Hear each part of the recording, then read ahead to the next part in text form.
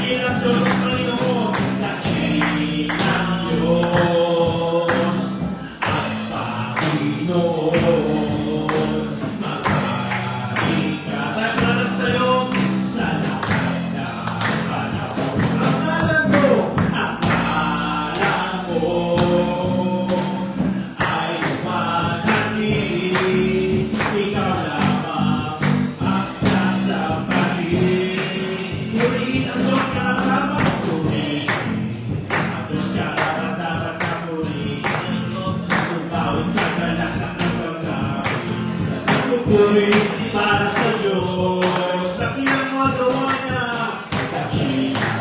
Mga gawa niya ay kakakaka. Lubos ang kanyang mga pagpapala. Pupuri natin ang Diyos. Siya ay ating pasalamatan. Kaya siya'y ating pasalamatan. Karapat-dapat na siya'y papurihan. Pagdikuran ang may buong katapatan. Ang Diyos siya'y pasalamatan natin. Kaya siya'y ating pasalamatan. Karapat-dapat na siya'y papurihan. Pagdikuran ang may buong katapatan. Ang Diyos isang purihin. Ang Diyos karapat-dapat na purihin. Umawit sa kanya na ang pagdami. Nagpupuri para sa Diyos. Dakila mga gawa niya, dakila. Mga gawa niya ay kakakaka. Lubos sa kanyang mga pagpapala. Upang purihin natin ang Diyos. Siya ay pasalamatan natin, Panginoon. Kaya siya'y ating pasalamatan. Karapat-dapat na siya'y papurihan. Pagtikuran ng may buong katapatan. Ang Diyos ay kaya siya'y ating pasalamatan. Karapat-dapat na siya'y papurihan. Pagtikuran ng may buong katapatan. Ang Diyos ay kaya siya'y ating pasalamatan. Karapat-dapat na siya'y papurihan. Pagtikuran ng may buong katapatan. Ang Diyos isang mauwi natin ang ating Panginoon. Praise the Lord. Glory, glory to God Almighty. Hallelujah, hallelujah. Purihin ang Diyos. Dakila ang Panginoon. Salamat, salamat. Praise the Lord. Hallelujah. Worship you, Jesus. Thank you, God. Hallelujah. Panginoon. Nang walang awisin. Widal ko ng Diyos ka sa aming Diyos. Ay, malulungin ko. Praise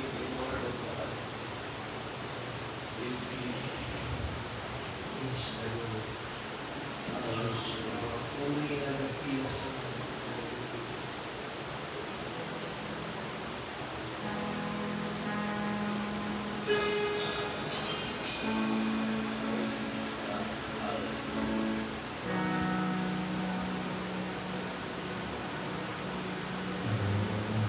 Diyos, ikaw ang tunay na dakila sa mundo. Ikaw ang aming nagmahal ng tulad ko. Ginawa mo lahat, pag-ibig mo ay tapat at wagas. O Diyos, hallelujah. O Diyos, walang mapapantay sa kabutihan mo. Ang alam mo'y itataas sa buhay ko. Sundin ang loob mo, ipaibig ang nais mo. Sa lahat ng panahon, sa lahat ng panahon, Diyos ka sa amin. Sa lahat ng oras, nariyan para sa amin.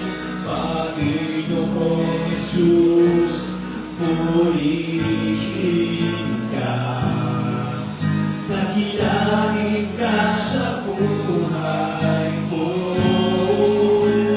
aming Ama. Isang pawit na Panginoon, O Diyos, ikaw ang tunay na dakila sa mundo. O Diyos, ikaw ang tunay na dakila sa mundo. Yes, O God, ikaw ang aming nagmahal ng tulad ko. Ginawa mo lahat, pag-ibig ko ay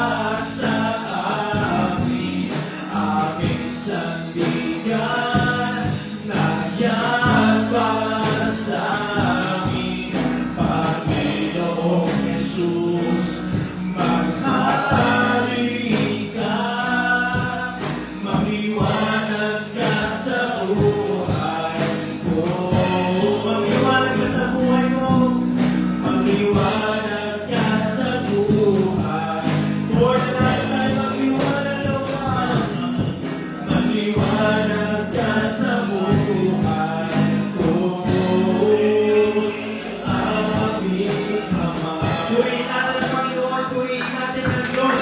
Praise the Lord. Glory to God. Glory to Jesus. Hallelujah. Hallelujah. Praise God. You are holy. You are almighty and all-knowing. Purihin ng Diyos. Salamat, Panginoon. Dakila mo, God. Praise the Lord. Thank you, Jesus. Hallelujah. Praise God. Para sa announcement, ating worship schedule, dahil po tayong panalangin araw-araw from Monday hanggang Sunday. Ating morning devotion, 7 a.m. to 9 a.m. ng umaga. Ating Sunday school, 9 a.m. sa pag-aaral, tuturo sa salita ng Panginoon, 10 a.m. naman ating Sunday morning. At Sunday evening natin ay 6:30 p.m. same time din po ng ating evening service every Wednesday, 6:30 p.m. ng gabi. Panalangin natin ang ating bansa, ating Pangulo President Ferdinand Bongbong Marcos Jr. sa ating natin mga public officials.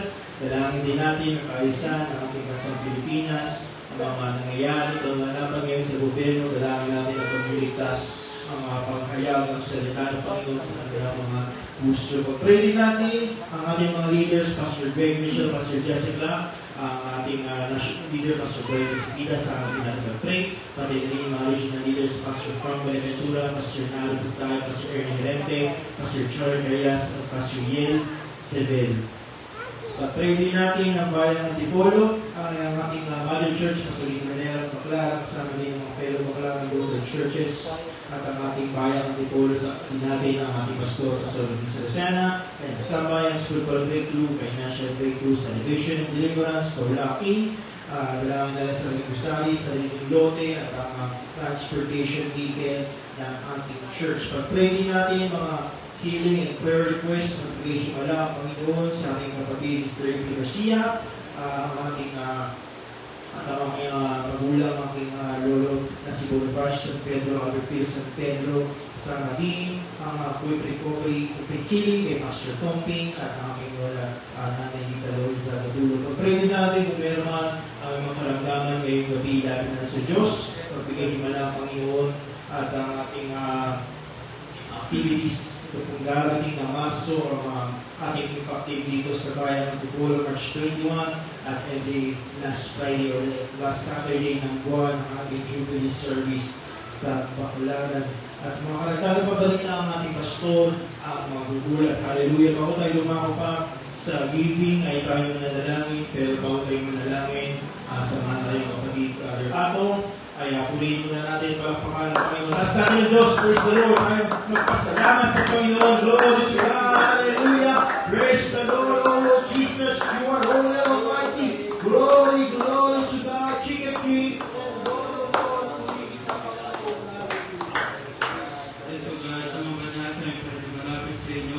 Tulungan yung bansa namin, Panginoon, makakilala sa inyo, ang aming mga nagmulong lugar sa aming bansa, tulungan niyo, Panginoon, kayo pa rin paghimasok sa kanilang mga buhay, at sa mga nabanggit sa harapan, Panginoon, kayo pa rin magkanap sa kanila, Panginoon, inyo pa rin, Panginoon, pagpalain sila, inyo pagsamahan sila ng Ibang Espiritu, na kayo pagpalo, na maligtas, at sa mga karamdaman, Panginoon, lugar, at aming dinadalangin, Panginoon, lugar, ng pagsama ng Panginoon, ng Espiritu, pag-alingin po sila, Panginoon. Yes. Dalangin din, Panginoon, lugar ngayong gabi ang pagkadala ng iyong salita, inyo po samahan po siya ng iba ng Espiritu, ipaunawan po sa aming lugar ang iyong salita. Lalabas kayo, Panginoon, lugar, dala ang iyong pagpapala, kung sa mga dalangin sa pangalan ni Jesus. Amen. Praise God. Ngayon naman sa isa't isa, magkabaka, pagkita natin ang Panginoon. Father, Son, and Holy Spirit.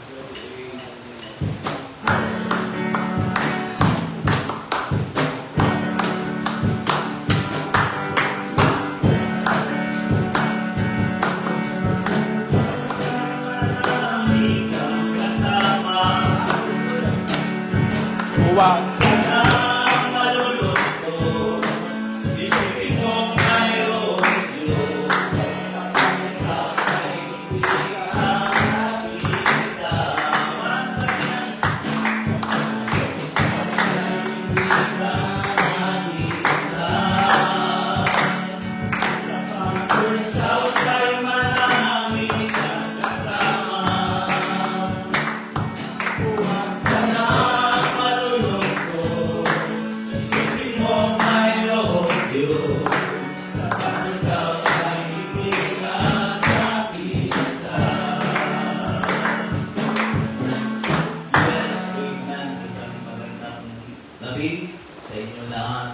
gabi ng ating pagtitipon sa buwan na ito ng January, taon ng 2026.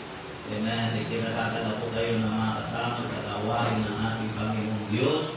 Okay, so meron pa nais mag-testimony. Pagbibigyan natin. Amen. Okay, so kung wala, diretso tayo sa gawain ng ating Panginoong Diyos. Amen. Praise God. Hallelujah. Okay, so tayo naharap po sa isa pa sa gawain ng ating Panginoon. So, nabakit ko na kanina, for pastor's meeting bukas at discipleship yung sa gabi. So, nagalangin natin sa Panginoon, magandang kapanahonan, nagalangin din natin Pastor Boyet, Pastor Ernie. Hindi ko alam kung kasama rin ang ating national, ang ating Mother Church, Pastor Rico Herrera. Hindi ko rin alam kung kasama doon. Dahil may sasagawa rin ng tinatawag na konferensya ang Prescott, Arizona, sa pangunguna ni Pastor Craig Mitchell. Sa loob ng mahapang panahon, nagulat nga siya, paano ko daw nalaman? Paano ko nalaman, Pastor? Eh, kaya kami ko Pastor Ruben, nag-ano sa akin. Nagpiro pa nga siya sa akin. Naalala ko daw, salamat at naalala ako ng Tubong Lucena. Okay, so yun lang ang ating kailangan pabalita. Sa ating ay sa Marso pa, makita naman yun kanina. So, tulad ng ating parating ginagawa, amen. Ito muli ang pasimula ng ating pagbibigay sa taon na ito ng 2026. Amen. Huwag kayong manghinawa. Sa isang banda, gayahin natin ang tagasanlibutan. Walang pagod taon-taon. Inulos tayo ang kanilang pera sa mga paputok. Wala namang basihan kung talagang anong idudulot mo. Basta sabi nila, ang masamang espiritu daw ay lumalayas sa inay. Nagkakaalam ako bakit pagkidalihin ang tao ay lumalayas. Doon sa inay na ako. Ang daw ay lumalayas. Ang masamang espiritu sa inay. Bakit hindi nawawalan ng tao doon sa sabungan na napakaingay? Hallelujah. So, lilingkod tayo ng pananalapi tulad ng aking sinabi. Ito yung unang gabi ng pagbibigay natin sa ating Panginoon. Okay, tawagan ko si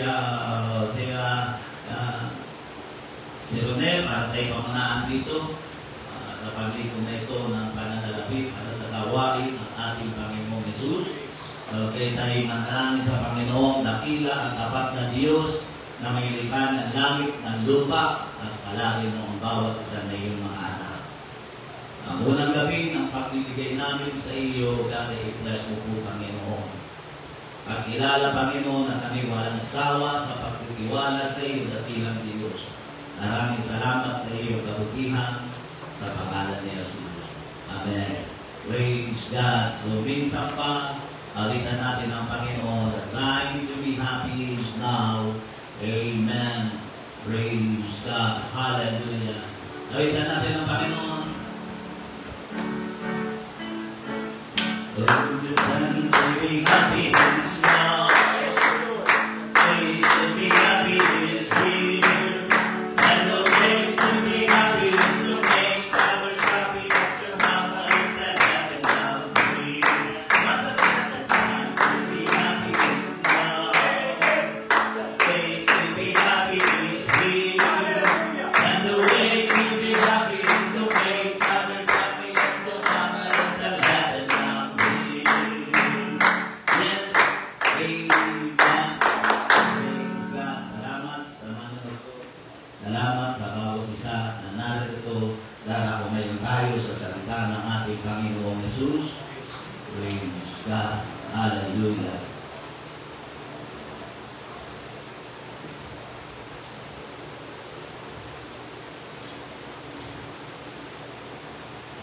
Mayroong isang driver, pangungunahan ko na kayo. Yung introduction ko, yung kwento ko, dahil baka mamaya may makapanood, nakuha ko kay Pastor, at alam ko, katang-isip lang yan. Isang kwento na gawa-gawa lang yan. Kuha ko yan ng meeting namin doon sa Lucena. May malaking katotohanan. At yun na rin ang tela kung bakit nabuo ko yung pangangaral na ito, yung pumaigiyan na ito. Mayroong isang driver ng isang sasakyan. Ang driver sa kanyang pagpapatakbo ng kanyang sasakyan, inakala niya na makakabuti sa kanyang pagmamadali ang makarating sa kanyang karulunan, ang mag-shortcut. Mag-shortcut. Kaya lang, ang hindi maganda, hindi ko masama yung mag-shortcut eh. Kaya lang, ang hindi maganda sa ginawa niyang shortcut ay one way. Ang kanyang dinaanan. Buwis buhay. Ika nga. Kaya lang, hindi inaasahan sa dulo ng one way na pinasok niya, mayroong palang pulis. Kaya nabulaga siya. Alam na natin ang kasunod na pangyayari. Sabi ng pulis, pwede ba makita ang lisensya mo, sir? Inilabas ang lisensya at nang tingnan, expired. Tapos lakas ng logo. Ang lisensya ay expired. Pasok. Bigla ang pulis, sir, expired na ito. Expired na ito Ang sagot ng driver, nabisya, hindi ko na asikaso. Hindi ko na asikaso. Sunod na pangyayari, sa mga ganitong sanay, sa lansangan, alam niyo na kung anong kasunod doon. Sabi ng pulis, sir, pwede po bang makita ang rehistro ng sasakyan? Ibinigay ang rehistro ng sasakyan at nang makita ito, expired din ang rehistro. Kulurong na pala ang sasakyan. Ano sa tingin mo ang kalalabasan ng kwento? Ano sa tingin mo ang kalalabasan? Lalaking sakit sa ulo yun. Timpang, sigurado, batang-bata ang 20 mil doon. So, kaya ako po'y naniniwala doon sa taong ayaw magpahalaga sa tinatawag na renewal o expiration ay napapasok doon sa tinatawag na masalimuot na buhay. Siguro naman nakukuha niya na ako ng ibig ko sabihin. Ang ating konteksto, basahin natin John chapter 2, verse 2 to 11. Maraming beses na ako na nag-usap patungkol dito sa teksto nito. Kaya lang, isip ko ito yung pinakamaganda at masyadong angkop at kita-kita yung pag-aaralan. Ang nais ko ipahagi sa bawat isa. John chapter 2, beginning verse 2, ito yung unang himala ng Panginoon at ginawa niya sa kasalan ng Kana. At inanyayahan din naman si Jesus at ang kanyang mga alagad sa kasalan at nang magkulang ng alak, wow, napapanahon, paborito ng mga maglalasi. At nang magkulang ng alak ang ina ni Jesus ay nagsabi sa kanya, wala silang alak. At sinabi sa kanya ni Jesus, babae, anong pakialam ko sa iyo? Ang aking oras ay hindi pa dumarating. Sinabi ng kanyang ina sa mga alila, gawin ninyo ang anumang sa inyo'y kanyang sarili. Verse 6, mayroon nga roong 6 na tapayan ng bato na nalalagay alinsunod sa kaugalian ng paglilinis ng mga Hudyo, na naglalaman ng bawat isa ng 2 o 3 pangang tubig. Sinabi sa kanila ni Jesus, punuin ninyo ng tubig ang mga tapayan, at kanilang pinuno hanggang sa labi. At sinabi niya sa kanila, kunin ninyo ngayon at inyong iharap sa pangulo ng kapistahan, at kanilang iniharap. At nang matikman, ay tikmi. Yung pala yun, ano? At nang matikman ng pangulo ng kapistahan ng tubig, na naging alat na at hindi niya nalalaman kung saan buhat, datapwat nalalaman ng mga alila na nagsikuhan ng tubig, ay tinawag ng pangulo ng kapistahan ng kasintaang lalaki. Verse 10. At sinabi sa kanya, ang bawat tao'y unang inilalagay ang mabuting alak. At kung mamakainom ng mabuti ang mga tao ay saka inilalagay ang pinakamasama, itinira mo ang mabuting alak hanggang ngayon. Verse 11, ang pasimulang ito ng kanyang mga tanda ay ginawa ni Jesus sa Cana ng Galilea at inihayag ang kanyang kalwalatian at nagsisampalataya sa kanya ang kanyang mga alagad. Purihin ang pagkabasa ng kanyang salita, tayo ko'y pananggali ng manalangin. Dakila at tapat na Diyos, ang dalangin mo ko'y pagpalagin mo at samahan mo ang iyong salita na ipinagkaloob mo sa aking lugar. I-bless mo ang bawat isa. Gawin mo itong pundasyon, tuntungan sa taon na ito, dakilang Diyos. At sana'y hindi magpaulit-ulit ang mga bagay na masama na hindi nararapat sa buhay ng bawat isa sa ating Panginoon. Bagkus, ma-renew ang mga bagay na dapat ma-renew. Maraming salamat, Panginoon, sa iyong kabutihan sa pangalan ni Jesus. Amen. Hindi ako mangungusap patungkol sa alak. Hindi ko sasabihin masama ang alak. At hindi ko rin sasabihin mabuti ang alak dahil gumawa sa Jesus nito. At hindi ko rin sasabihin kung ano ba talaga ang ginawa ni Jesus. Alak ba ito o tubig? Hindi ako mangungusap sa alak dahil hindi ito ang gusto kong bigyan ng pansin. Ang gusto kong bigyan ng pansin ay ang sinabi ng pangunahing doon sa kasalan. Yung pinuno, yung nagmo-motivate ng kasalan. Yung sinabi niyang hindi dapat inilabas sa huli ang alak na ginawa ni Jesus dahil ito, ayon sa kanya, ay napakasarap. Ang mga bagay na pinakamabuti ay dapat inilalagay sa huli. At panglamuna, uhilo na ang mga tao saka inilalagay ang pinakamasama. Yun, ayon doon sa ating nabasa, ang pangungusap ng taong ito, kung sino man siya, ay tumutukoy sa kaugalian, tradisyon, o nakabisnan. Yun ang ibig sabihin nun. Ang kanilang kinabisnan at kanilang kinabulatan, ang pinakamabuti ay inilalagay ay sa una. Kaya nang gumawa si Jesus ng pinakamabuti, kinwestiyon niya. Hindi dapat ganun ang ginawa.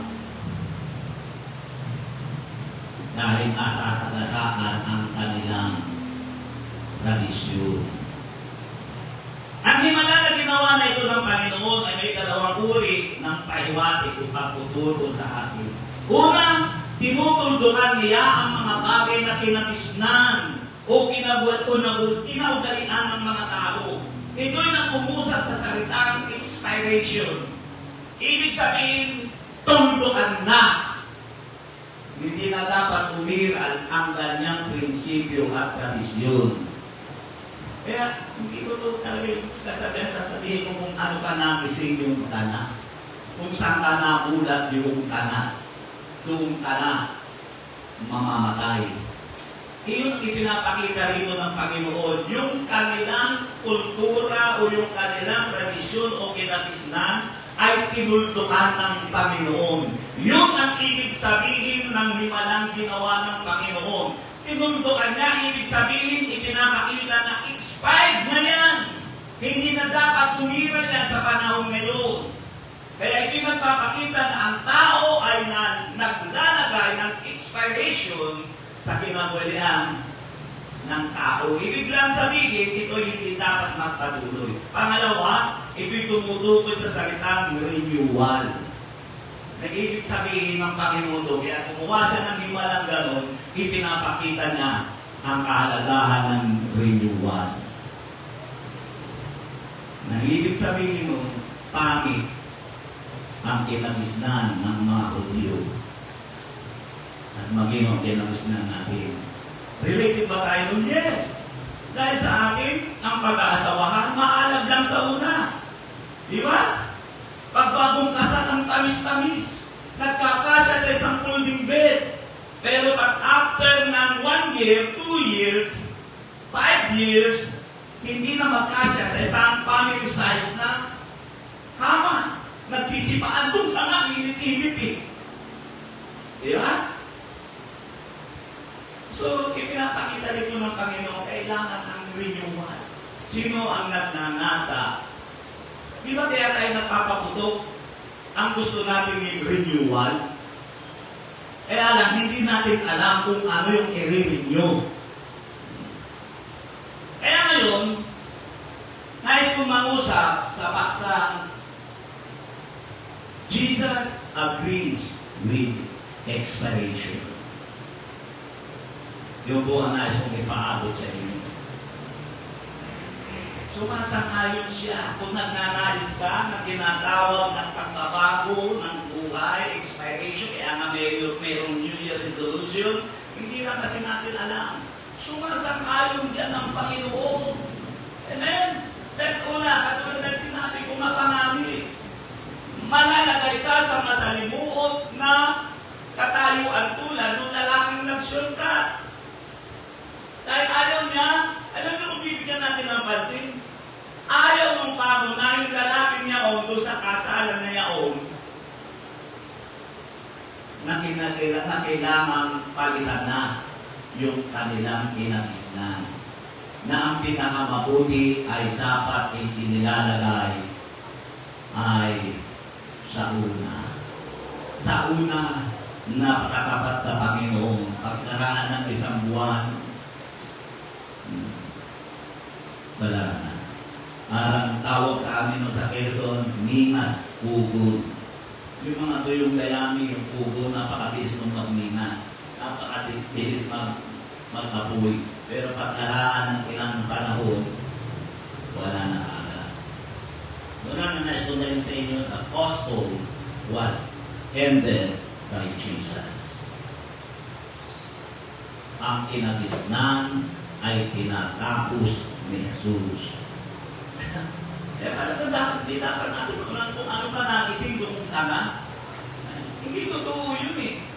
Ang gisnan mo, ituto ka, may ganyan ka na, yearly, ganyan na ang gagawin mo, i-expire na yan eh. Kung gusto mo ng pagbabago, mag-renew ka. Yun ang ibig ko sabihin, i-renew ka, mag-renew ka. At ginawa ni Jesus yun, ni-renew niya.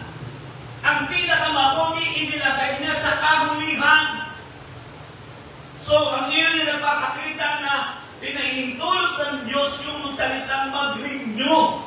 Kaya kung lagi kang late, sa taong na dumating, na nakalipas, mag-renew ka naman. Sa taong na ito, expired na eh. Huwag mo ipagpilitan yung karakter natin.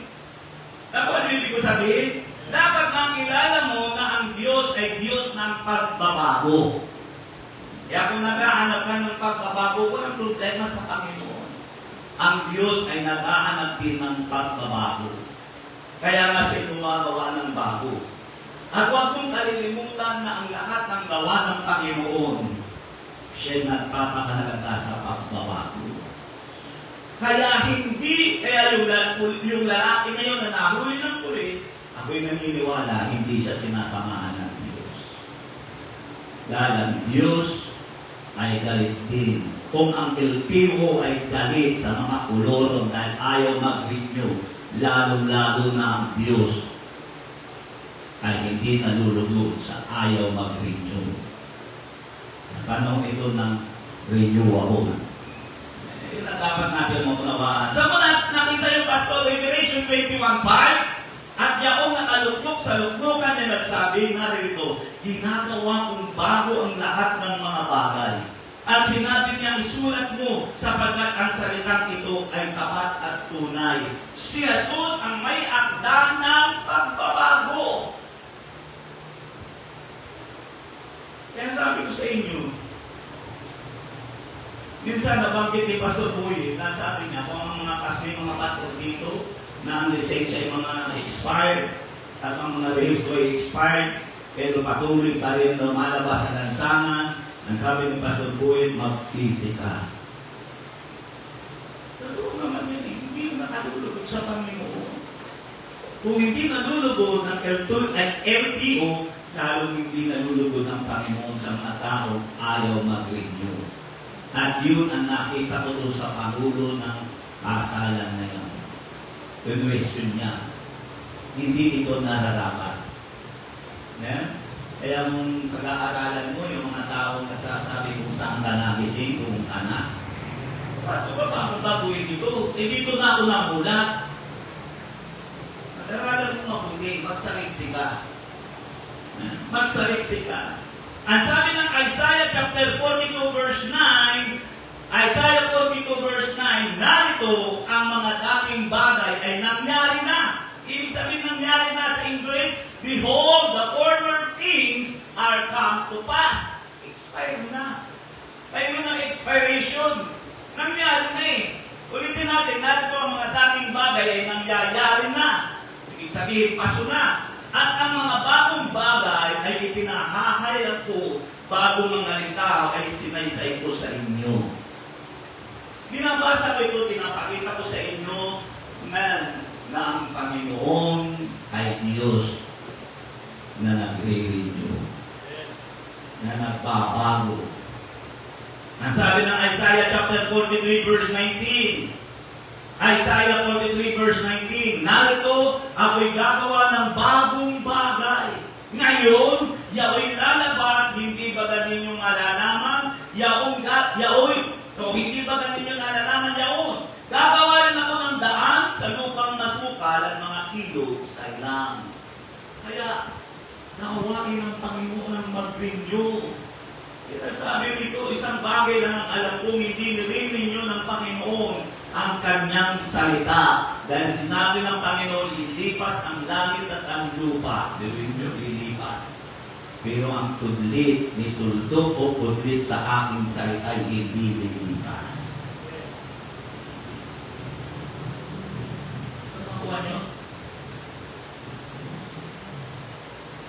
Kaya kung nagdanais ka, matalong ka pa, kapatagong taon, ang Panginoon gusto niya yung tinatawag na pag-renew. Hindi lang natin nauunawaan. Iduktong nyo na lang ito doon sa tinuro ko kaninang umaga. Paano magkakaroon ng renew ng pagkapanibago ay ayaw natin tanggapin ang katotohanan. Kaya yung kasinungalingan na pinamukin natin ng nakaraan, pinagpapatuloy natin. Dahil ang katotohanan ayaw natin ipamuhay. Iduktong nyo na lang ito doon. Yun na yun, magtatali yun. Ayaw natin linisin ang ating isipan. Ayaw natin magpasya. Ano sabi ng lalaki? Busy lang daw siya. Kaya hindi ma-renew yung lisensya niya. Pagdating doon sa kanyang rehistro, hindi din na. Karakter na. Diba? Karakter na. Kasi ang pag-renew, mayroong halaga. Tama ba? Doon sa mga nagsasakyan, alam nila yan. Doon sa walang sasakyan, hindi mo maunawaan yan. Ang pag-renew may halaga. Magbabayad ka ng halaga. Kaya ayaw natin i-renew yung karakter natin, yung ugali natin, yung pag-iisip natin. Dahil alam natin, may babayaran tayong halaga sa Diyos. Basahin natin yung Lamentation o Panagoy sa chapter 3, verse 23. Ang sabi rito, ang mga yao'y bago tuwing umaga, dakila ang iyong pagkakapat. Yan ang karakter ng Panginoon. Ano ibig sabihin nun? Kanta yan ha? They are new every morning, new every morning, great is thy faithfulness. Ba? Sa Tagalog, sa ngalan mo kami magsama-sama. Yun sa English yun. Kaya kung pagbabasahin mo sa English, na nakalagay, they are new every morning. Great is thy faithfulness. Yung nakakaalam ng kanta na yan. Ang Diyos tuwing umaga'y gumagawa ng bago. Kaya hindi totoo yung huwag kang tingin sa tao. Hindi totoo yun.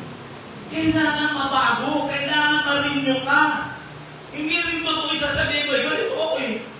Pagpasensya mo, ito ako eh. Dapat tanggapin mo akong ganito. Hindi totoo nga eh. Mapanganib. Mapanganib kapag hindi ka nagre-renew. At itong taon na ito, kaya ko ipinangungusap ito, katulad ng ating Panginoon, ang unang-unang ministry na ginawa niya sa araw na kasada ng unang himala ay renewable. Kaya hindi mo po pwedeng tutulan yan. Dahil yan ang unang niyang himalang ginawa. Pangalawa, ang nais kong bigyan ng pansin, only two things are the sources of the best things. Dalawa lang. Dalawang bagay lang ang pinagmulan ng pinakamabuting bagay. Yung ang ipinapakita ng ating pinag-aaralan. Dalawang bagay lang. Huwag mo lang hanapin sa kung kanino. Pag sinabi dalawang bagay lang ang pinagmumulan ng pinakamabuting bagay, hindi totoo yung bilog-bilog. Dalawa lang ang pinagmumulan ng pinakamabuting bagay eh. Huwag ka magtatampo, huwag sasamahan nyo kung hindi ka nakabili ng mga bilog-bilog. Dahil dalawa lang ang itinuturo ng Bible na pinagmumula ng pinakamabuting bagay. Kaya alisin na natin na ang magandang buhay ay nasa paputok at sa mga bilog-bilog. Ewan ko, nalalastusan lang ng tao dyan eh. Pero hindi nila alisin sa isipan nila. Bakit? Yun na nga, idugtong mo sa pangangaral ko kaninang umaga. Dahil ayaw nilang tanggapin ang katotohanan. Yun ang totoo nun. Ayaw nilang tanggapin ang katotohanan at ang katotohanan ay si Jesus. Yun ang isang malaking katotohanan. Una, ang pinakamabuti, tandaan natin ay nasa isipan ng Panginoon. Kasi siya ang nagsagawa. Kaya may pinakikita dito, ang pinakamabuting bagay ay produkto ng kanyang isipan. Makukuha mo yun kung magpapasakot ka sa kalooban ng Diyos. Saan mo hahanapin? Ang pinaka-the best dito. Saan mo hahanapin? Ipinapakita ng pinag-aaralan natin na ang pinaka-the best ay nagmumula ay sa kaisipan ng Panginoon sapagkat siya ang nagpanukala noon na papalitan niya ng pinakamabuti ang pinapapaliwan ng buong mundo ang alak. Pagkatapos nirinyo pa niya yung pamamaraan, inilagay niya sa pinakahuli para masagasaan ang pinagisnan ng mga tao. Kaya nga nagbiyak yung Pangulo ng Kapistahan doon eh. Kasi nasasagasaan ng kultura nila, yung kanilang paniniwala. Yan sinabi ng Diba Pamahala sa kasalan na napakabuti ng huling alak na natikman niya. Ang malinang sa kanya, ayaw niyang paniwalaan dahil o pinasama niya dahil nasasagasaan ang kanilang kinagisnan o kanilang kinamulatan o kinasanayan. Ganyan ang tao. Mas may simpatiya sila sa tradisyon ng tao kaysa pag-iisip ng Diyos. Tama po ba yun? Jeremiah 29:11, ganito sinasabi ng aklat ng Jeremiah 29:11, sapagkat nalalaman ko ang mga pag-iisip na aking iniisip sa inyo, sabi ng Panginoon, mga pag-iisip tungkol sa kapayapaan at hindi tungkol sa kasamaan, upang bigyan kayo ng pag-asa sa inyong huling wakas. Saan daw naroon ang pinakamabuti? Nasa pag-iisip ng Diyos.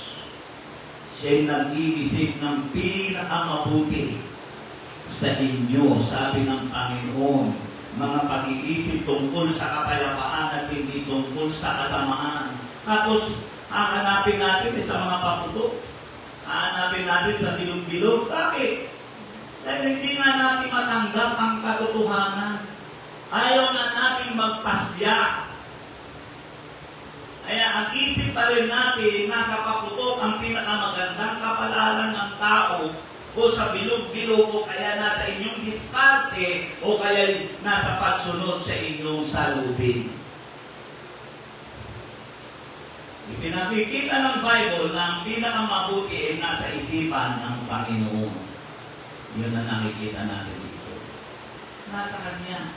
Meron ka bang magiging the best? Ang sabi ng ating napabinasa, pinakamabuti. Kaya ang pinakamabuti hindi produkto ng San Miguel Beer. Hindi produkto ng La Condena.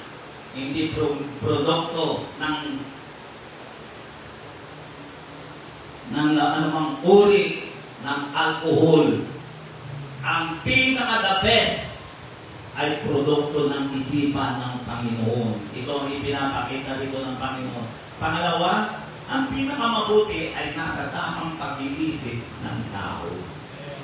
Ba't ba hindi maunawaan ng tao yung talo ng talo?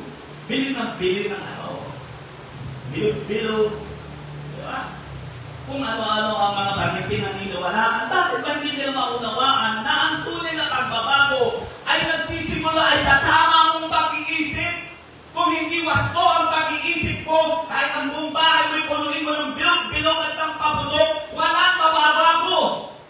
Dahil ang pinagmumulan na pangalawa ng pagbabago at ang renewal ay ang tamang pag-iisip ng tao. Bakit ba hindi makuha ng tao yun? Nasa isip mo yan, mag-isip ka lang ng tama. Ipailalim mo sa kaisipan ng Diyos pagkakaroon ng pagbabago sa buhay mo. Wala yan sa pagputok. Wala yan sa ingay. Ang isip ng tao ay nagiging tama pag ibig nagpapailalim sa Diyos o kaya'y kumikilala sa Diyos. Makikita natin yun sa Lucas 15:17. Sabi ko nga sa inyo, paborito ko ito. Lucas 15:17. Datapwat nang siya'y makapag-isip-isip, ay sinabi niya, ilang mga alilang upahan ng aking ama ang may sapat at tumalabis na pagkain at ako rito'y mamamatay ng gutom. Magtitindig ako at paroroon sa aking ama at aking sasabihin sa kanya, Ama, nagkasala ako laban sa langit at sa iyong paningin. Hindi ko nababasahin ng kasunod. At doon natin makikita yun sa personal yung pagbabasa na bago ang sistema ng buhay ng alibughang anak. Saan nagsimula? Sa kanyang pag-iisip. Hindi sa paputok. Hindi siya bumili ng bilog-bilog. Hindi siya bumili ng kung ano-ano, pampaswerte. Saan nagsimula yung pagbabago ng buhay niya? Muli siya nakabalik sa bahay ng kanyang ama. Saan nagsimula? Dito, sa kanyang matinong pag-iisip. Kaya kung mag-iisip ka ng tama, nagkakaroon ng renewal sa buhay mo. Huwag na natin hanapin kung saan-saan. Ngayon ito yung dapat natin maunawaan. Pangatlo, dito ako magtatapos, believe that the best things are subject to renewal.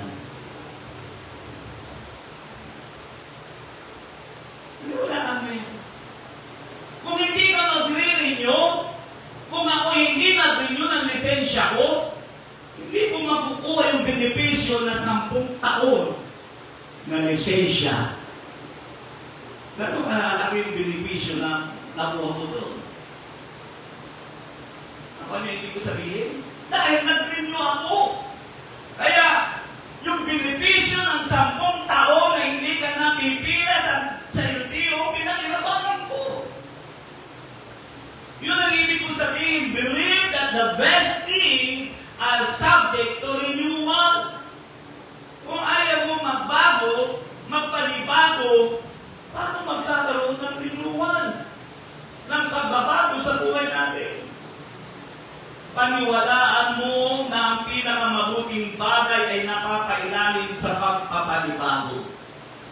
Ang salitang renewal, kung titingnan mo sa dictionary, ay pagpapanibago ang nakalagay. Kaya nga yung introduction ko, napakaraming malaking gastos yun. Pero wisyo sa buhay. Lagi kang takot.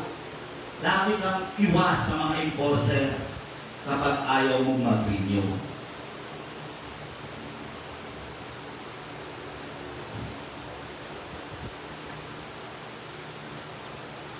Yan sinabi ng dictionary, tinignan ko talaga ano ibig sabihin ng renewal. Nakalagay, pagpapanibago.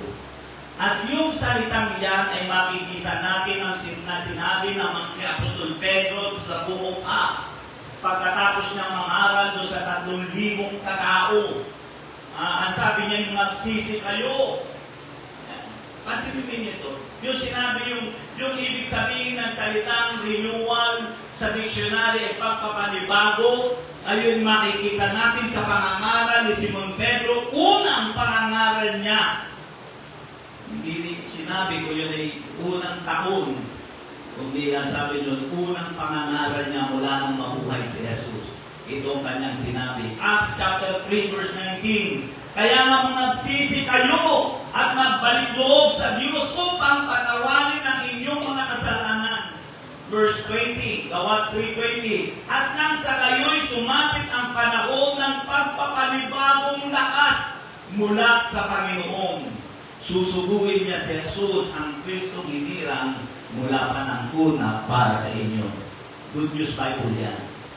Hindi ang King James Bible. Ang tanong, ano ang sinisikap natin ma-renew sa atin? Lalo na sa taon na ito. Anong sinisikap mong ma-renew? Yung itinatago mong lihim na jowa? Kailangan mo ito ma-renew yung aming relasyon. Yung text ang akin ay kailangan mong ma-renew. O ba eh, kanila po na niya sinabi yung crush niya. Ba, hindi pa nasusunod ulit. Anong gusto mong ma-renew sa buhay ko? Iniiwan ko yung katanungan ngayon sa atin. Ano ang gusto mong ma-renew? Ang renewal ay naisasagawa sa pamamagitan ng pagsunod sa utos o sa kaisipan ng Diyos. Yan ang pinapakita ng ating pinag-aaralan. Uulitin ko, ang renewal ay naisasagawa sa pamamagitan ng pagsunod sa utos o sa kaisipan ng Diyos. John chapter 2 verse 7 to 8.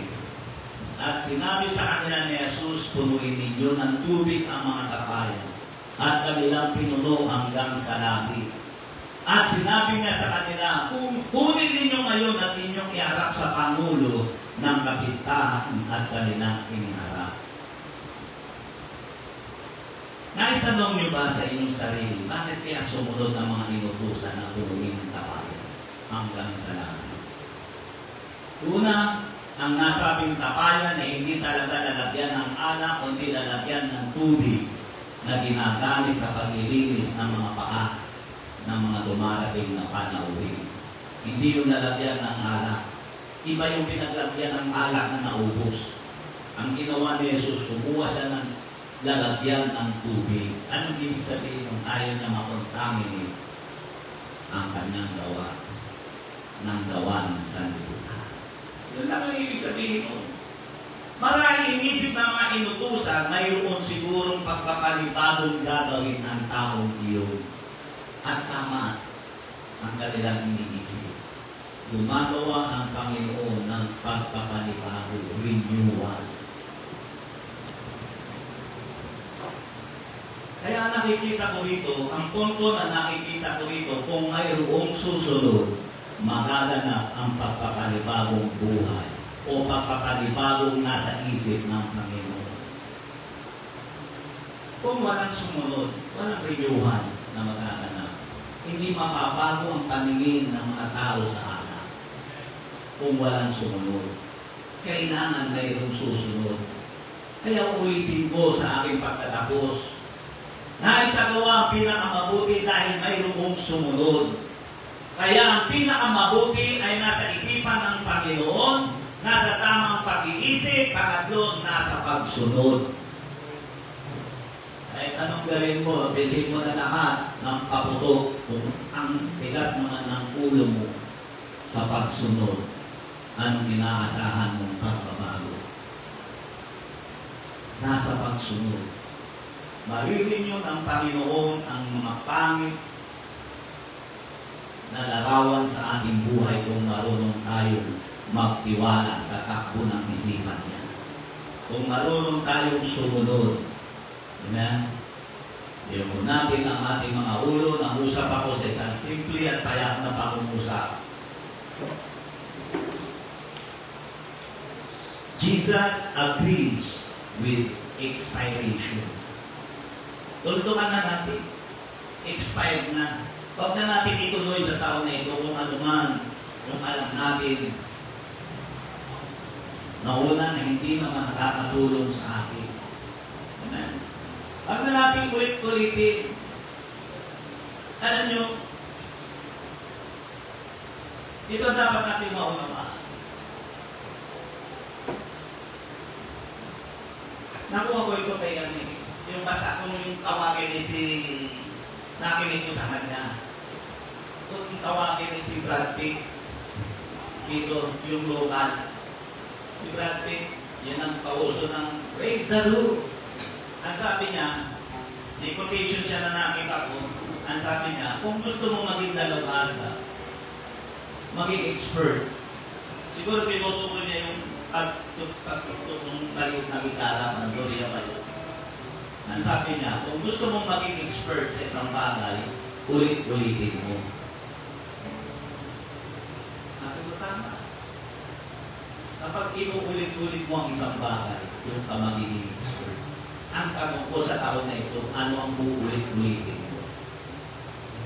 Yung pagiging late mo? Anong uulit-ulitin mo? Yung pagliban? Doon ka magiging expert. Saan mo gusto magpakadalupasa? Yun ang tanong. Ayaw lahat ay tumayo. Yan ang larawan ng sanlibutan. Inuulit-ulit nila yung pagpapamutok. Inuulit-ulit nila yung mga tradisyon dahil gusto nila doon sila maging biyasa. Ayaw nila maging biyasa sa kalooban at sa salita ng ating Panginoon. Praise the name of Jesus. Hallelujah.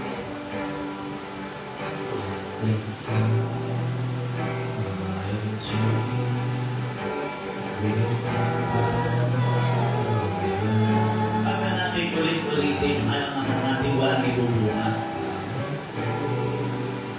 Sa pamatutungo ng buhay natin, sa kamatayan, magpakadalupasa ka ng masagot kung anong ahantungan mo pagkatapos nung ikaw ay mamatay. Dapat niya pa maging expert, maging dalubhasa, na malaman mo kung ano talaga ang katutunguhan ng buhay natin. Kaya sa oras na ito, nangusap ako sa isang simple at mayroon na pangungusap. Hindi nalaman sa ritual, pagpapanibago. Napaka-imposible na masumpungan mo ang pagpapanibago. Pagpapanibago buhay, pagpapanibago hinaharap ng hiwalay ka sa Panginoon. Dahil ang tunay na pagbabago ay pinakikita ng salita ng Diyos ay nasa isipan lang ng Panginoon. Doon mo lang makikita. At nasa isipan mo na pinapailalim mo sa ating Panginoon Jesus. Kaya sa oras na ito, mabibigo ka. Kung ang pagpapanibagong buhay ay hahanapin mo sa New Year Resolution. New Year Resolution. Solusyon mo sa New Year. Hindi dapat ganun. Dapat ang solusyon mo sa New Year ay sundin mo ang kalooban ng Panginoon. Tulad ng ginawa ng mga alipin na kumuha ng tubig, sinalingan yung tapalan, para maisagawa ni Jesus ang pagpapanibago. Yan ang dapat natin maunawaan. Kaya kung hindi mo man natatanggap si Jesus bilang Panginoon at tagapagligtas ng iyong buhay sa mga nasa online, Tanggapin mo si Jesus. Yan ang unang dapat mong gawin. Magtiwala ka na ang pagbabago'y nasa isipan ng Panginoon. Kahit kailan ang Diyos ay hindi nag-isip ng ikasasama ng lahat ng tao. Ikaw ang dahilan kung bakit ang tao ay napapahamak. Ikaw mismo may kagagawa. Dahil ayaw mong tanggapin ang katotohanan. Kaya kung ikaw yan, nagpasya ng tanggapin si Jesus, mananalangin ako ng panalangin na pagtanggap. Sumunod ka sa aking panalangin, dakilang Diyos, inaamin ko po. Hindi ko masusumpungan ang pagbabago o pagpapanibago sa tradisyon, sa kinagisnan o paniniwala. Kundi ito'y nasa iyong pag-iisip. Kaya sa oras na ito, sinasampalatayanan kita, pinagtitiwalaan sa oras na ito, at dahil dito, tinatanggap kita bilang aking Panginoon, tagapagligtas ng aking buhay. Binubuksan kong puso ko, inaanyayahan kong pumasok ka sa aking puso, sa pinakasentro ng puso, lumuklog at kagharian mo ang aking katauhan. Isulat mo rin ang aking pangalan sa aklat ng buhay upang sa iyong muling pagbabalik, makasama mo ako doon sa buhay na wala nang hanggan. Maraming salamat, Panginoon, sa iyong kabutihan sa pangalan ni Jesus. Amen. So sa mga nasa harap ko, ang mabuhay ko ang panawagan, bukas ang altar, iiwanan ko sa inyo yung katanungan, saan ka magpapakadalubasan? Ano ang uulit-ulitin mo? Ano ang gusto mong barinyo sa iyo? Praise the name of Jesus. Hallelujah. God, o pumihit na dakila at tapat na Diyos. Diyos na may likha ng langit at ng lupa. God, salamat po, Panginoon. God, ang mga bagay na hindi mo kayang gawin, ikaw ang gumawa sa iyong mga anak. Pagpalain mo po ang mga bagay na hindi mo kayang ipangusap, ikaw ang mangusap sa kanilang puso. Lord, maabot nawa namin ang kalooban mo, ang mga bagay na iniisip mo sa bawat isa. Yes, O God, in the name of Jesus, salamat po, Panginoon, sa iyong kabutihan. Pagpalain mo ang mga anak, pagpalain mo, Panginoon, ang kalooban ito. Dahil ang kinayin mo, malagpin mo, mananampalataya nila sa inyo na bilang Diyos. Lord, O God, ang kinayin mo ang iyong anak. God, nag-usap ka sa kanilang puso na bilang Diyos. Yes, O Lord, O God, in Jesus, bigyan mo sila ng paglagot at sulong lahat. Lord, O God, in the name of Jesus, pagpalain mo ang iyong anak. O patuloy mo siyang bigyan ng paglagot, pagsulong at pagkaunawa sa kalooban mo ng bilang Diyos. Yes, O God, in the name of Jesus. Thank you, Jesus. Thank you, Lord. Pagpalain mo ang iyong anak. Pagsulong at pagsulong at lahat. Lord, mag-usap ka sa buhay nila. Yes, O God, in Jesus' name. God, maraming salamat sa iyong kabutihan. Pagpalain mo ang iyong anak, kalagay mo siya, at ilagay mo siya sa dapat niyang kalagyan. Yes, Lord of God, in Jesus' name. God, maraming salamat sa iyong Jesus. Praise the name of Jesus. Hallelujah. Tayo natin tumayo. Kawitan natin ang Panginoon.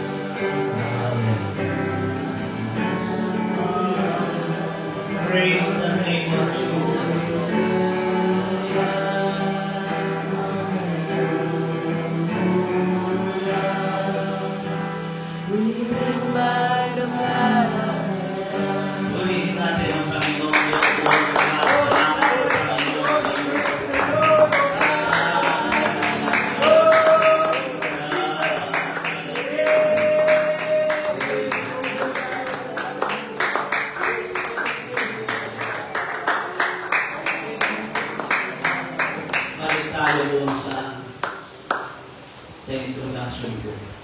Yan nahuli, pumasok sa one way. Iisa lang ang nakikita kong dahilan kung bakit siya nahuli.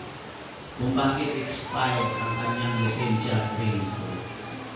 Okay, gusto ba niyo tanungin kung anong dahilan? Ang nakikita ko doon simple, alam mo kung ano? Panghihinayang. Yan ang totoo. Nangihinayang siya sa mawawala sa kanya. Nangihinayang siya sa ibabayad niya. Hindi talaga totoo. Pinag-iisipan niya yung gobyerno na maisahan niya. Makatipid siya kawalan isang taon, 2 taon na walang rehistro. Hindi niya nakikita yung ibubungan niya. Kaya kung gusto natin na ma-renew ang lahat ng bagay sa buhay natin, kaya wala na taong ayaw na ma-renew magkaroon ng pagbabago sa buhay niya. Kaya lang, kaya di nila magawa, nangihinayang sila. Nangihinayang sila magbigay ng panahon para sa Panginoon. Nangihinayang sila na isuko ang buhay nila sa Panginoon. Nangihinayang sila na maasang bagay na maaaring mawala sa kanila. Yung kikitain nila. Yun ang isa nasa isip nila. Sayang. Malakas ang biyahe kayo. Sayang, puro panghihinayang. Pero yung talagang nakita ko. Kaya sinakas-naas na nahuli. Expired ang lisensya at ang rehistro. God bless you sa inyong lahat. Pagpalain kayo ng ating